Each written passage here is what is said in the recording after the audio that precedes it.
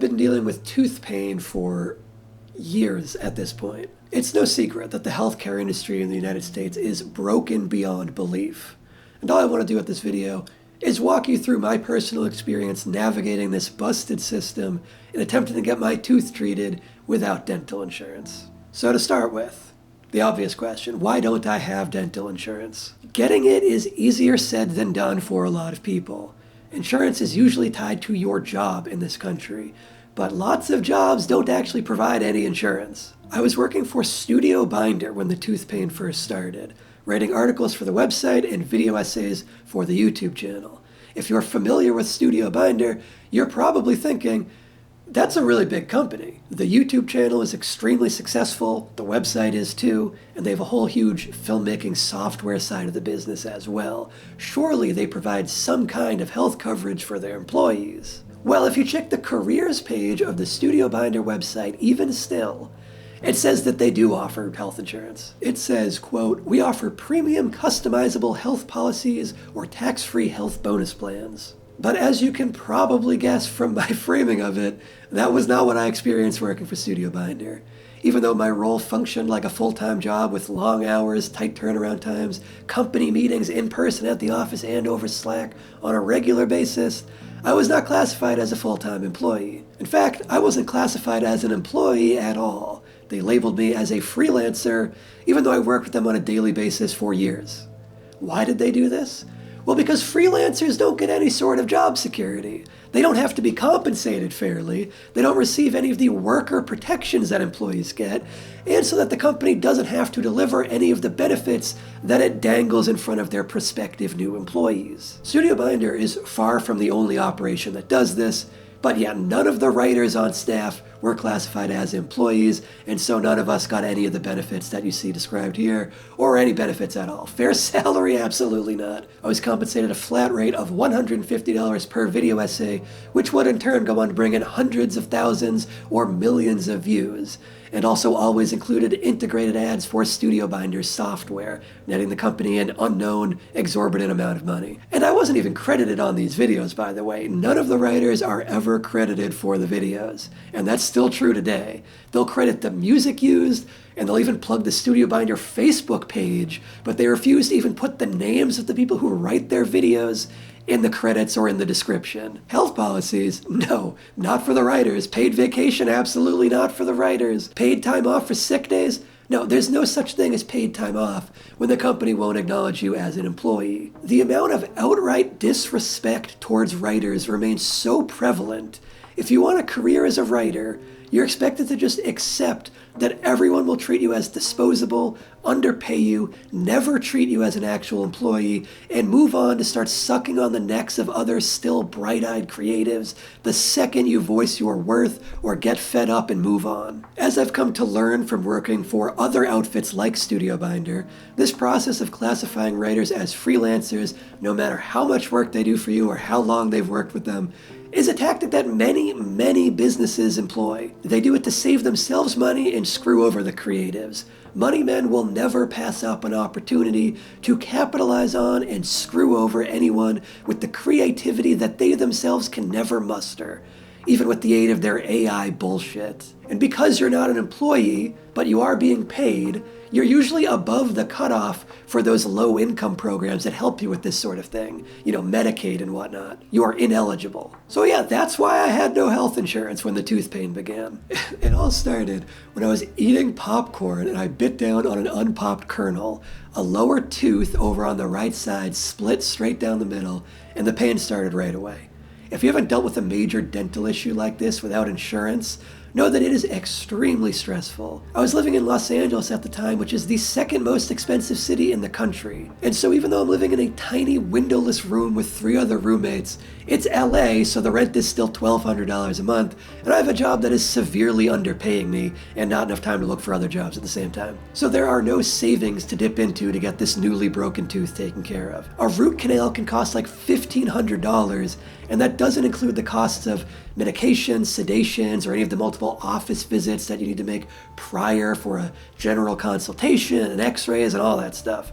It wasn't an option. I could not afford it. This was way back in 2020. For the first while, I was just in denial of how severe the issue was. I kept telling myself that it was fine, it would stop hurting any day now, or any week now, or any month now. And it didn't hurt that bad at first. So it never seemed that urgent. I thought the tooth was just completely falling out at one point, and I used to just sort of press down on it to apply pressure and hold it in place, hoping it would heal itself. I kept trying to just ignore the pain, and since the pain did come and go, it was easy to trick myself into believing that it would be fine eventually, since it wasn't hurting all the time. Jump to 2 years later. It's 2022, I'm still living in LA, but I'm working for a different company now that also pulls the same tactic of not counting writers as full employees and therefore not giving them health insurance. And again, it's health insurance that is teased all throughout the application process and on the website.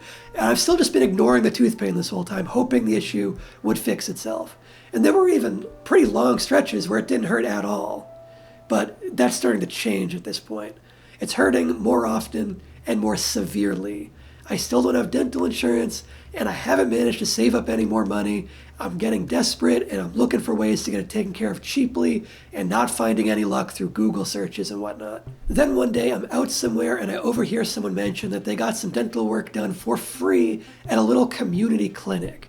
I catch the name of this place and I look into it. It's the Saban Community Clinic, and it really does provide free dental appointments to LA residents without insurance. Well, sort of without insurance. They actually helped me get on a version of Medi-Cal, which is the California state insurance program, and they helped me do that for free, which I had been having trouble with in the past. If you've dealt with other government websites in the past, then you know that they're often completely broken, and they rarely do what they're meant to do. And getting help on these sites is difficult, if not impossible sometimes. But finally, I had an avenue to get my tooth taken care of, with the only out-of-pocket expenses being the cost of any medication sent to the pharmacy, and of course traveling there and back since I don't drive. The actual visit and procedure would be completely free, and the travel was negligible since I took the bus for an hour or two each way. After dealing with tooth pain for so long, this place sounded too good to be true, and I genuinely teared up at the thought of the relief that I would finally be getting when I scheduled my first appointment at the clinic. And I did say first appointment, yeah. Since it's a free community clinic, they're swamped all the time. And the earliest appointment was over a month out. But that's no problem. I've been dealing with tooth pain for over 2 years at this point. I can handle another month, no problem. I wait the month, and I go in for the appointment, thinking that I'm finally about to be free of tooth pain. And I know now that it was naive to expect it to be taken care of right away. But at the time, I really had no dentist experience at all. I was never brought to the dentist as a kid growing up outside of one weird experience in the living room of the home of some guy that I was told was a dentist, but he really didn't seem like one, and he didn't really do anything, but anyway, that's a story for another time. This visit to the Saban Clinic was essentially my first real dentist visit, which didn't come until I was in my mid-20s, and so yeah, I had no idea what to expect, really. That first visit ended up being uneventful. Since the clinic is free and therefore extremely busy, they try to keep each appointment really short and really fast. Arguably too short and fast to really be effective. This first visit was just a general intake type meeting where they got some info, and I told them about the issue. They took a quick look at my teeth. That was it. Then they sent me out to wait for another 3 weeks until they had another available appointment time. So I wait the 3 weeks, I come back, and this time they spend a while taking a bunch of x-rays. And then that's all they have time for, and they send me out again. And I have to wait another couple of weeks for the next available appointment. Those weeks go by, I return, and this time they tell me that the tech who did my x-rays last time messed up and the images didn't turn out right. So they have to do them again. Great. And again, that's all they have time for. Great. Another couple of weeks go by, all while my tooth pain continues and continues to get worse. I go back again, and finally, they gave me a general cleaning, and that's it. And then they sent me out on my way again, without addressing the tooth that's in a lot of pain. Well, surely the next time I go in, they'll finally start to take care of it, right? I go back again. This time they finally get to work on a different tooth. They got to work on a different tooth that wasn't bothering me. It had a cavity, but it was not hurting or anything. That's the only one they worked on. They couldn't even take care of the other cavities I had that also weren't bothering me because that first one took up the entire limited time window. It was at the end of this appointment when I really pressed them on my one tooth being in a lot of pain and emphasizing that I can't keep coming in and having them surprise me with other things that aren't the issue that I went there for. And that's when they finally told me that they weren't equipped to deal with that tooth at all, period. They can't do root canals or extractions there. That's it. They go, you're shit out of luck. It would have been really nice to hear that in the first place instead of spending months cumulatively going into this place over and over again while they strung me along that I'd get that tooth taken care of there. I don't know why they wouldn't just tell me that in the first place, and I didn't get an answer from anyone at the clinic that I asked directly. When I asked them what I could possibly do to get my tooth taken care of without it costing a ton of money that I didn't have, they told me that the only option that wouldn't cost me anything was for them to refer me to a dental school and have the procedure done by students in a classroom. I don't know about you, but the thought of people who are still going through classes, going into my mouth with a drill for the first time they're doing it, is absolutely terrifying. And the dentist at the Saban clinic certainly didn't make it sound any better.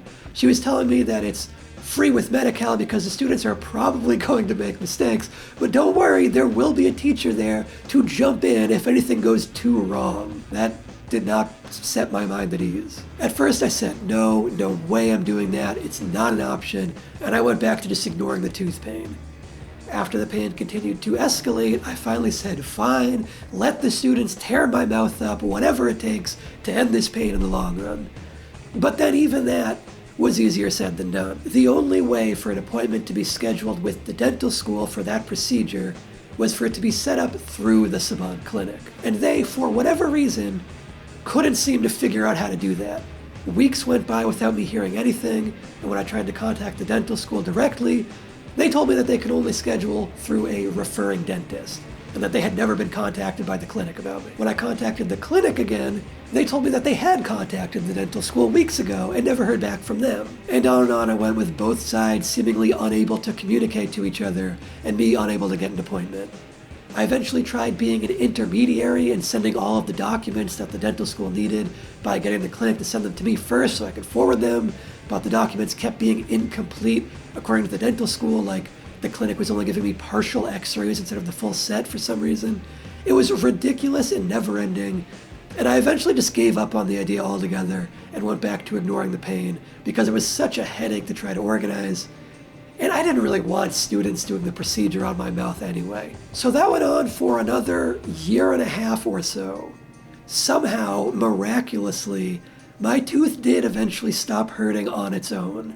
It's like I just waited out the pain long enough and it just went away. I later learned that it was because that tooth was infected and that the infected part of it just decayed enough to stop feeling pain. So yeah, not a good thing, but at least the pain was gone. For a little while anyway. Cut to 2024. And that tooth still doesn't hurt anymore. But now a tooth on the left side of my mouth breaks in a similar way. Weirdly, this one doesn't hurt at all right when it breaks. But a couple parts of it break off completely into little shards. I didn't even understand what happened at first. I thought I had some hard food caught between my teeth, but it was actually just pieces of a tooth. And worse, I accidentally swallowed one of those little shards and it got caught in my throat, stabbing the inside of my esophagus. It was absolutely awful. It hurt to swallow, I could barely breathe. I was about to head to the emergency room, but I was finally able to sort of like massage the shard loose from the outside of my throat. So the broken tooth itself didn't hurt right away, but it started to later on. And when it started hurting, it got worse and worse and worse steadily over the next couple of months. I wasn't living in California anymore, so that Medi-Cal insurance was now useless to me at this point. Not that it really helped me in the first place.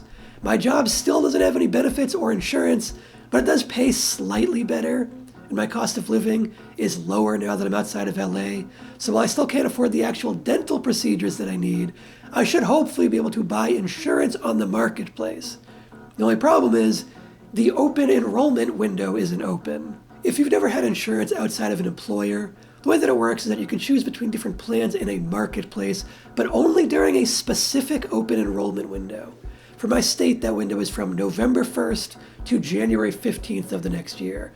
But you really have to buy it by December 31st if you want it to actually cover you for the entire new year. If you wait until the deadline that they actually tell you, it won't go into effect until much later on. And if you need insurance outside of this open enrollment period, too bad, you're shit out of luck. Why on earth is this the way it works? I have no clue. It's better for the insurance companies, I guess, and they make the rules apparently. Because the whole insurance business is built around the companies gambling that you won't have to actually make a claim, or that they can at least deny your claim if you do make one. That's the real reason. They want you to pay them every month to never do anything for you in return. That's their ideal client, and they hate anyone else. So my tooth starts hurting in early July, and I can't get insurance until November. That's 4 full months of waiting while the pain gets worse and worse every day. When I say the pain is getting worse, I mean significantly worse than the first tooth ever felt. Severe pain that had me trying every little home remedy I could possibly find on Reddit that could even have the slightest chance of helping. Oh, try putting ice in your mouth on that spot. No, that made it much worse. Rub vanilla extract on the hurt tooth. That didn't seem to do anything. Swish with salt water. Hell no! That was excruciatingly painful. Really desperate for options, I ended up calling a teledentistry line one night for help. Something that I had no idea even existed until I was frantically Googling in pain. I paid $45 for a Zoom call with a dentist that lasted for a couple of minutes. He told me that I had an infected tooth and needed a root canal. Obviously that can't be done over Zoom. The only thing he can do is prescribe me amoxicillin, which is meant to treat and or prevent infection. He had a 1-week supply of it sent to my pharmacy, and when I asked if anything could be done about the pain, he said that the only thing he could prescribe was ibuprofen, just regular, off-the-shelf ibuprofen. He told me that it would be a higher dose of ibuprofen, but it would be the same thing as just taking a lower dose of cheaper ibuprofen, but taking more of the pills. So I stuck with that. The amoxicillin didn't do anything as far as I could tell, and the pain continued to get worse as I waited for that open enrollment period to come around. It also became more frequent. At first, it would be extremely painful, but only for a few minutes once every few days. Before long, though, it was a daily occurrence. The pain was more intense, and each wave of pain lasted for longer and longer. For the entire rest of 2024, it was a daily or twice daily occurrence that I would be hit with debilitating pain. I'm talking blinding 9 or 10 out of 10 on the pain scale every single day. And sometimes that would last for 10 minutes, sometimes it would last for 40 minutes. If I made it through the day without experiencing a period of excruciating pain, then that pain would wake me up in the middle of the night and keep me up until the morning. It completely destroyed my sleep on a couple of nights every week. When the open enrollment period finally opened, it was a nightmare to navigate the marketplace. Again, like most government websites, it looks and feels like a website made by an absolute moron 30 years ago and that was never updated. They make it extremely difficult to tell what each insurance option does and how they differ from each other. It'll show you 5 plans from the same brand called the Silver Plan, the Silver Plus Plan, and the Plus Gold Silver Plus Plan Plus, and you have no idea what you're looking for. The prices are all over the place, and they don't seem to correlate at all with what it says is covered, which makes you think you must be reading the info wrong, or that the small amount of info on the marketplace is either incomplete or inaccurate or just misleading. It is such a headache. I eventually got a healthcare plan during this open enrollment period, but health coverage and dental coverage are separate things, and the marketplace separates them too. After spending hours and hours looking through every single dental plan on this marketplace for my state at a monthly cost that I could afford, not a single one of them covered root canals or extractions at all. Not a single plan on the marketplace that I could afford covered the procedures that I needed. Even with all these dental insurance plans that cost significant sums of money every month, I would still be stuck paying 100% of the cost of the procedures that I needed myself out of pocket. So again, shit out of luck. As you can imagine, this was pretty crushing. Waiting so long for that open enrollment period to come around and then finding out that it didn't help anyway. And now we're in 2025, and I'm still at square one. At this point, I was ready to give up and just go back to ignoring the pain, even though it was daily and completely debilitating. But luckily, my wonderful partner kept me motivated to get it taken care of. I kept looking around at options, and I found that one of the most prominent dentistry chains in my area, Absolute Dental, had a page titled "No Dental Insurance?" with a frowny face emoji. So I click on that, of course. And the page was all about their in-house Smile Saver program, which is designed for people without insurance to be able to get cheaper treatment.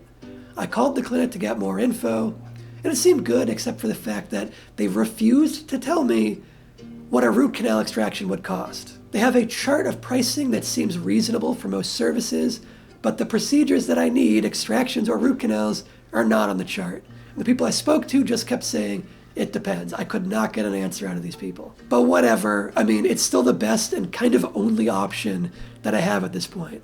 I know from my experience at the Saban clinic that it won't happen in one visit, and the Smile Saver at least covers the general exam and the new x-rays that I'll need. And at this point, the pain is so bad that I need to get that tooth taken care of no matter what. So I pay $100 for a year on the Smile Saver plan, and I get my first visit scheduled, telling them right up front that I'm specifically going because of severe tooth pain in one tooth and that I need them to address that ASAP. I joined the Smile Saver thing in January of 2025, and the first available appointment was in February. When I went in, I had new x-rays taken, and I talked to the dentist about the tooth that was in extreme pain. He did a quick exam and confirmed that yes, I needed a root canal or an extraction. And he also recommended the same for 3 other teeth. And only then was I told a price. A different person came into the room with a clipboard and a big price breakdown, and that person told me that getting everything done would cost thousands of dollars. I would include the specific number in this video, but I didn't get a copy of it, and I never had that figure sent to me because it was just a total non-starter. I believe it was between $4,000 and $5,000 if memory serves. I meekly asked how much it is after the Smile Saver discount, and they went, no, that's with the discount. Without the Smile Saver, it would have been over $8,000. I don't have that kind of money. Who has that kind of money? Obviously, I can't afford that.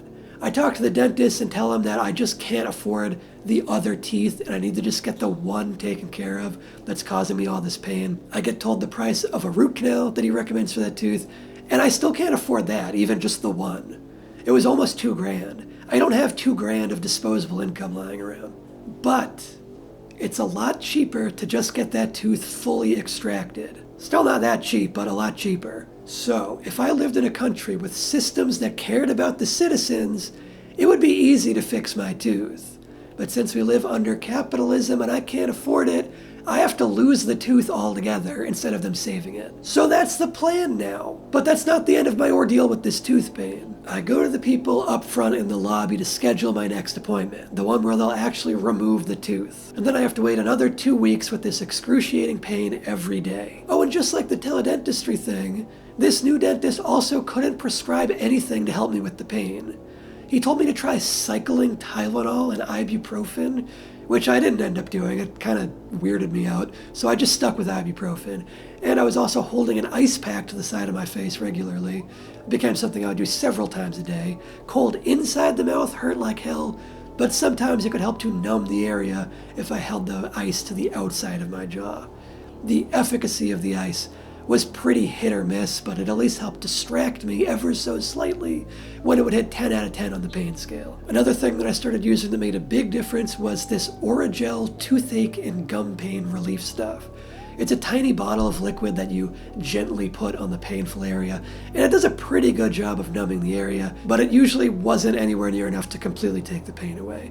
It sort of helped keep the pain more localized to the tooth instead of feeling like it was emanating all through my gum and entire jaw and up into my head. And sometimes it did help lessen the pain directly. I do recommend it if you're dealing with tooth pain. It would have been great to know about that earlier, but I didn't have it until the last 2 months of dealing with this pain. None of the dentists ever mentioned it when I asked about anything for the pain. It was my partner who found it online, and then we ordered it right away, and it made a big difference. If you try it, make sure to put it on as soon as the tooth starts hurting. I found it to be far less effective if I was too slow to put it on immediately.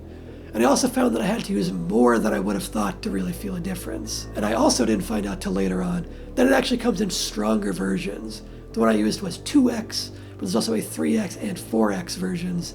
and I didn't try those, but I definitely would have. Anyway, those 2 weeks go by, and I returned to the Absolute Dental office. I paid upfront for the extraction, which was still quite expensive for what it was, $265.20 after the Smile Saver discount. After waiting anxiously in the lobby for an hour and a half after my appointment time, while being forced to listen to god-awful pop music over a speaker that blared static every 30 seconds, I was taken into the back, I got into the dental chair, and I was approached by some guy who stuck something in my mouth without saying a word. It was like a big cotton swab coated in goo, and it was numbing my tooth, but the spot he placed it had the goo going straight down my throat and numbing and burning my entire esophagus. Extremely uncomfortable. And then I was just left there like that for the next 25 minutes. My partner kept trying to ask that guy questions when he would walk in and out of the room, and he just acted like he didn't hear anything and kept going about his business, just completely blanked us. When he did come back around to me later on, he took the thing out of my mouth, gave me a little backhanded pat on the shoulder and said, "You ready?" I said, "What's about to happen? Nobody told me anything. I don't know what the process is here." The guy again doesn't answer my question. He snaps on a pair of latex gloves and starts picking up scary looking dental tools, and he says, "You ready?" I said, "Ready for what?" It was right then that the actual dentist came in, the one that I met with the other time, and he's surprised to see me there. He's surprised that I'm there instead of over at the specialist that he referred me to, which I didn't even know about. It turns out that he told the people up at the front desk to send me to a different location that does general anesthesia, since the way that my tooth is broken makes it impossible to extract cleanly. He says that my tooth is going to break into a bunch of tiny little pieces when they start extracting it, and that they'll have to go in with a drill and other tools to get all the little pieces out, and that's going to take a long time, and they don't do full anesthesia at this location, only a basic numbing, which is that thing that I had in my mouth. He's like, "I can do it here, but it'll be extremely uncomfortable, and you'll feel everything happening, even though it will be dulled." I say, "Absolutely not. You're right. I want to be put under general anesthesia for that. That sounds absolutely horrific." He says he doesn't know why the scheduling people didn't send me to the right place. And he goes to talk to them and tells me to wait in the room and that someone will be in to schedule the right appointment with me in just a moment. And that did not happen. Half an hour later, the dentist pops in and asks if anyone came by to see me yet. I say no. He goes, "Huh," and walks off again. Another half hour later, he comes by again and says, "Somebody came to see you by now, right?" Still no. He goes, "Hang on, let me see what's going on." He's got another 10 minutes or so. Then he comes back and he says, "You know what, just go up front, have them schedule with you up there." Okay, cool, I could have done that in the first place. I go up front and the scheduling people are all just laughing and chatting. When I was waiting in the back, I figured it must have been super busy up front, but no. Anyway, I start scheduling with them, and it's clear that they still don't know that they're supposed to be sending me to a different location for general anesthesia.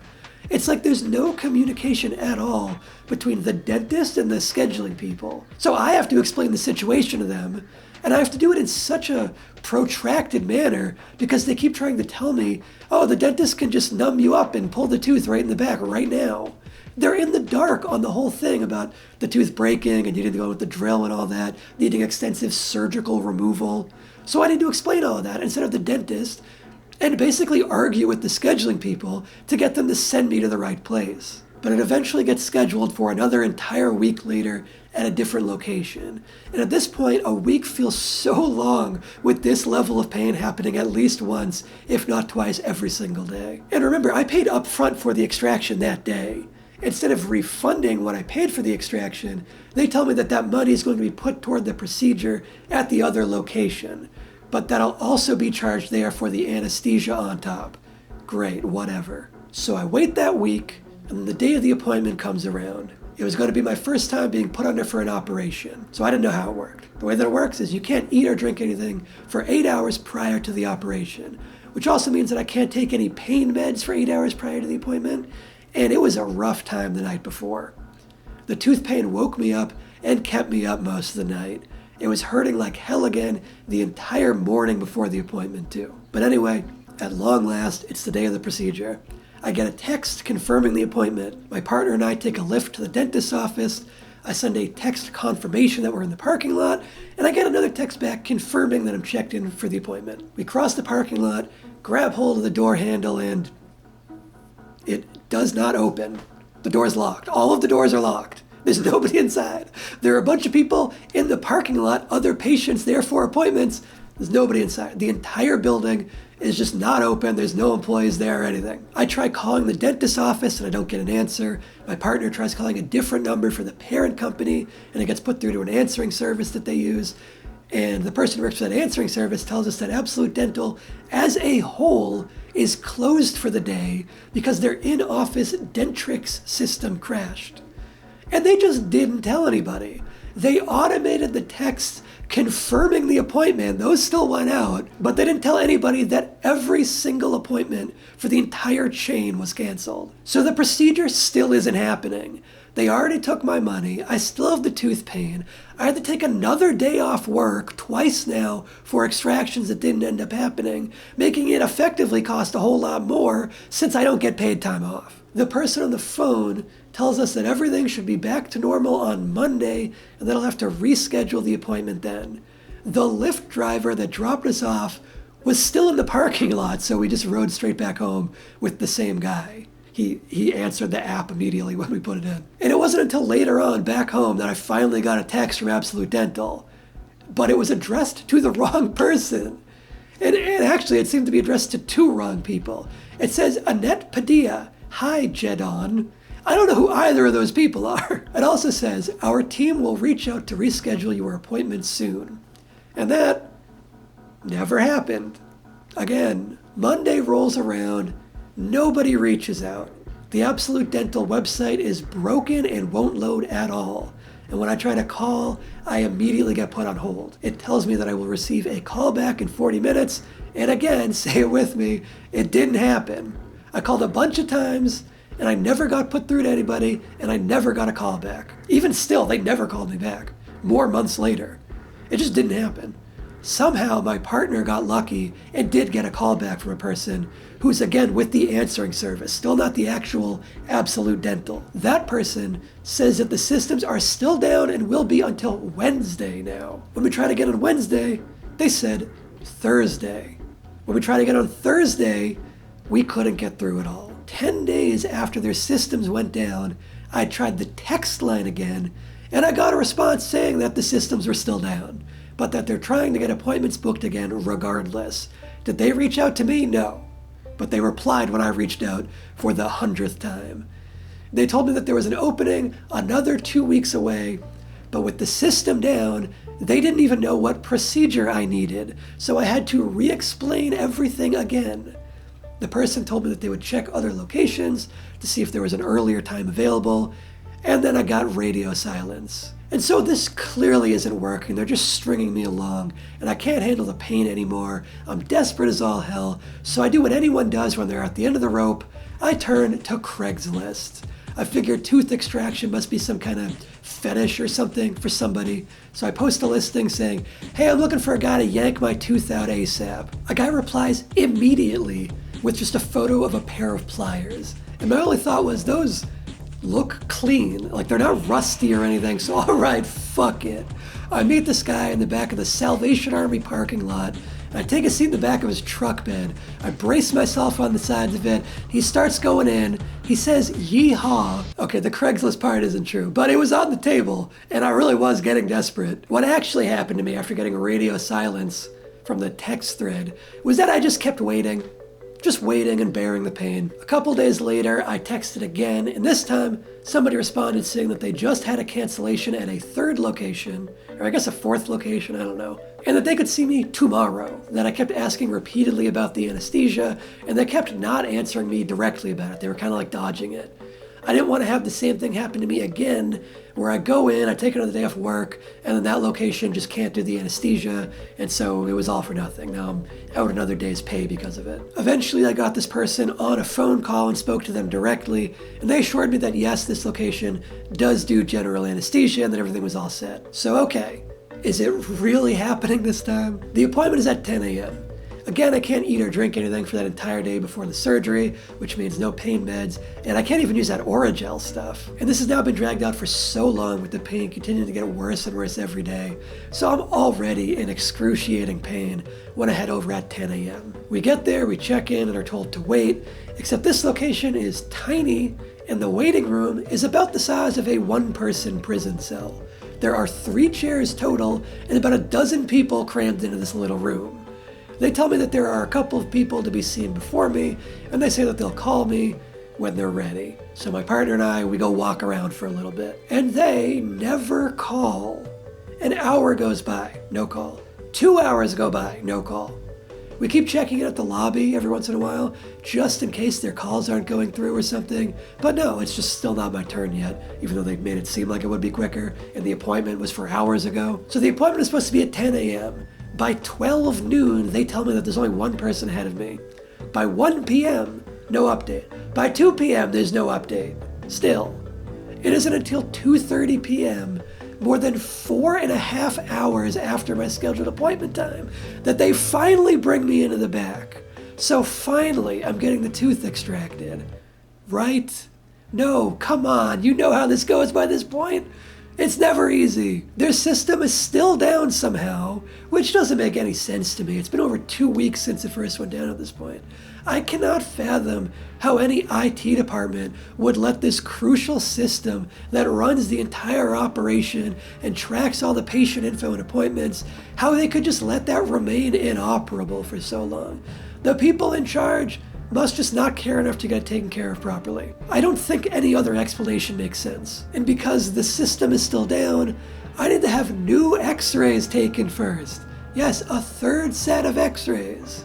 Actually, a 4th set of x-rays. I forgot about the one where they messed up the first time at Saban. That's 4 x-ray sets, which is not comfortable, by the way. You have to have these gigantic things in your mouth the whole time while they're doing it. Really unpleasant. But whatever. After that's done, they're treating me like a new patient, so I have to have a quick general consult meeting with a different dentist who essentially did nothing, but I had to re-explain the issue to him again. Then he went off and he left me in the dental chair for another entire hour. So it's nearly 4 p.m. by now. They start working on someone in the next little area over. And I say little area instead of room because this whack-ass dentist office has no rooms for patients. Everybody is just out in the open, without a door, a wall, or even a curtain separating them from anybody else. The woman they're working on receives the basic sedation, like the thing I had with the goo that burned up my throat. And no, that's not what my voice sounds like, by the way. Go ahead, delete that comment. Anyway, she has that sedation, the really basic one, and they start drilling her mouth. She starts screaming that it hurts. The dentist says that she should be feeling pressure, but not sharp pain. And he keeps drilling, and she starts screaming and bawling and saying that she can feel everything. He just repeats that she's going to feel a lot of pressure, and he keeps going. And she's thrashing and screaming and crying for them to stop.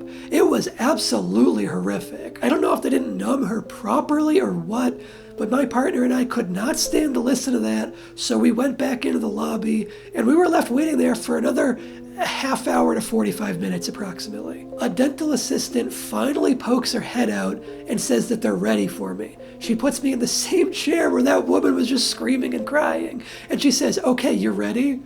And I'm like, "You're doing it right here?" She says, "Yes." I say, "The general anesthesia? You're putting me under, right?" She goes, "Wait, you're supposed to be put to sleep for this?" "Yes, for the love of God. Yes, Jesus Christ, are you serious? Yes, I need to be put to sleep for this." And they weren't ready for that, I guess, because I was left waiting there for a long time again. And also, I seriously didn't appreciate the condescending tone that this employee and a couple of others had, where they were acting like I was a baby for wanting to be put under. Because again, there's been no actual communication between my dentist, who thoroughly looked at my tooth and knew that it would splinter into a bunch of tiny shards, and the people who are now about to pull it out. Not to mention the horrific experience I just witnessed with the woman before me who wasn't put under. So yeah, things just keep compounding. Anyway, I'm left waiting for an extended period of time again. And in the little area that's across from me, there's a different woman who's currently under the general anesthesia that I need and I'm about to get.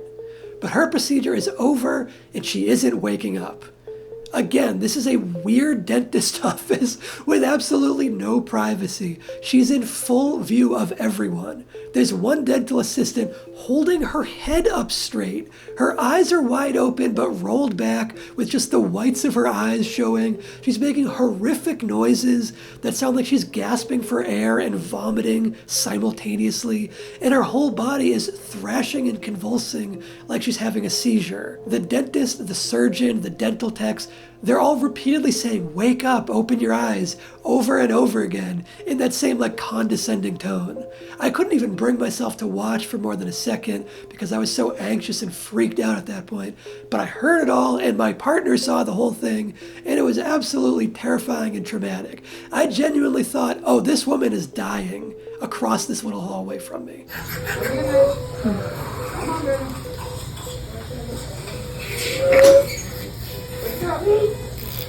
Wake up, Bernie.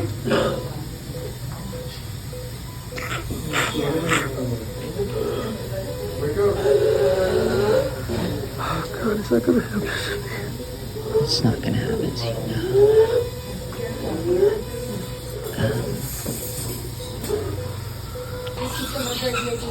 Wake up. Wake up. Wake up. Wake up, honey. We're not staying here. I seriously wanted to just sprint out of there at this point. Just say, forget the appointment. This does not seem like a safe place. I don't want what's happening to that poor woman to happen to me next. I was freaking out. We went to the lobby, started talking to the front desk person, but it's like, I can't keep suffering through this pain, and I know that if I don't get it taken care of today, it'll be a long time before I can get another appointment. I'll have to take another day off work, and it might not be in a better location next time or anything. It could just be this whole thing again. So I don't know what to do. The front desk worker says that even though what was happening back there looks horrific, apparently it's totally normal. It happens all the time. That's what she says. Some people react like that when they're coming out of anesthesia, I guess. She also told us that seeing that was a HIPAA violation, and so we're not allowed to wait back there anymore. It happened to be this employee's first time in that office at that specific location, and she was also confused and bothered by the lack of privacy back there. Because as she brought up voluntarily, it's illegal for that to be in plain view of other random patients. So I don't know, buckle up for a fat-ass lawsuit, I guess, Absolute Dental. But after going through all that, I fought the urge to just cancel the appointment and head home, and instead kept waiting, and I eventually got brought back into the back. They put me in a different chair and said that it was more private, like they tried to just lie to me that it was more private, like I didn't have eyes. It was not at all any more private. It was just as visible as the other spot, if not more, honestly. Here's a picture that my partner took from the lobby doorway. There I am in the chair with the IV in my arm and everything. Anyone in the lobby can see that. It's ridiculous. I don't know how this location has been operating this way for that long. So anyway, I finally get into the chair where the procedure's actually happening. They put the needle in my arm and they take my blood pressure and all that. And finally, I keep waiting. They left me with the needle in my arm for another half hour. It was freezing cold back there, by the way. I was shivering like crazy, mostly from the cold, but also admittedly from the anxiety of this whole stressful situation, because I was genuinely in and out of panic attack territory ever since hearing that one woman screaming in pain. I kept asking for like a blanket or something because I was like shaking uncontrollably and they wouldn't give me one. The oral surgeon kept coming by and saying that he would get to me as soon as he had an assistant available. And he kept saying that last part louder in a passive-aggressive tone toward his assistant, like, as soon as I have an assistant available. Because I guess the assistants were like slacking off or something, I don't know. He never went up and talked to them, just like that other dentist. He just passive-aggressively said, "Oh, woe is me, if only I had an assistant, then I could get started." But he eventually had an assistant, and they started the flow of the anesthesia through a nose tube, and they ran the IV. They said count to 100. I made it to, I think, 5. And then the next thing I knew, my partner's beautiful face was back in front of me, and we were in the lobby, and it was all over. My mouth was full of bloody gauze. And the assistant was telling me stuff that I could not process in the slightest as I was coming out of that haze. They probably should have waited a little longer to start telling me important info. And yeah, the procedure went well in the end, I guess. The tooth is gone. It's way in the back there, so you can't really see it. Otherwise, I'd show you. The whole thing about biting on gauze for a blood clot to form is weird, and it was not really explained to me by anyone at the dentist's office, at least not while I was lucid. So I had to read about it online through a bunch of Reddit threads and dental articles instead of just having someone, communicate with me. That's a common thread throughout this entire process. I was getting paranoid about this dry socket thing that can happen, and I couldn't tell if it was happening to me or not, and I was doubly paranoid about dislodging the blood clot, which is a thing that can happen extremely easily, apparently. But ultimately, the recovery process was just one last bit of stress to get through. It ended up being fine, no dry socket. I'm now fully healed from it. Okay, this is Future Sam interrupting real quick because there's been an update. I didn't think it could get any worse with the Absolute Dental situation. I thought the worst had already happened and it was over. Never wanted to deal with Absolute Dental again. Then they sent me a letter, so I need to update it with they give me one last little twist to the knife. I'm gonna read this letter here, part of it. Dear Samuel, Absolute Dental is writing to notify you about an event that may have impacted some of your sensitive personal information. What happened? On February 26, 2025, we became aware of a potential issue involving Absolute Dental's information systems. We immediately took steps to secure our systems and investigate the extent of the activity. We also retained third-party forensic investigators, blah, blah, blah. So, February 26th, they sent me this on August 26th. That's 6 entire months later, where they had this privacy security breach and waited 6 months to tell anybody. What information was involved? As part of our investigation, we assessed that sensitive personal information may have been impacted in connection with the event. We concluded this assessment on July 28, 2025. Again, they waited, they just kept on waiting after that to tell anybody. And determined that the sensitive personal information of certain individuals, including you, may have been affected. Such personal information may include your name, contact information, social security number, date of birth, and health information, which may include health history, treatment and diagnosis information, explanation of benefits, health insurance information, or lack thereof, and or MRN number or patient identification number. So just everything. They just lost all my info. They lost my social security number. Thanks, Absolute Dental. Come on, how do you get worse than what I already went through? All of that, and then on top of it, they lose my social security number to some random people. Anyway, back to the outro. So it's finally over, and what a goddamn relief it is. It feels crazy to have spent so much time and money to have one less tooth, especially when a root canal could have solved the issue without taking that tooth if I was just able to afford that. But whatever, fuck that tooth. The pain is gone, finally, after about 5 years. That's what it takes to address a bad tooth in the United States without dental insurance. But, you know what? That one other tooth on the other side of my mouth, it still hurts sometimes too. If you want to help me be able to afford to get that other tooth taken care of properly next time, you can support the Brickwall Patreon, which gets you early access to videos, bonus videos that will never be released on YouTube, and little updates with insider info about what's in the pipeline and whatnot. This felt like such a nightmare experience, but I know that there have been comparable and worse dental ordeals experienced by others, so feel free to detail your own dental trauma in cathartic fashion down in the comments. Thanks for watching and getting through that with me. So long.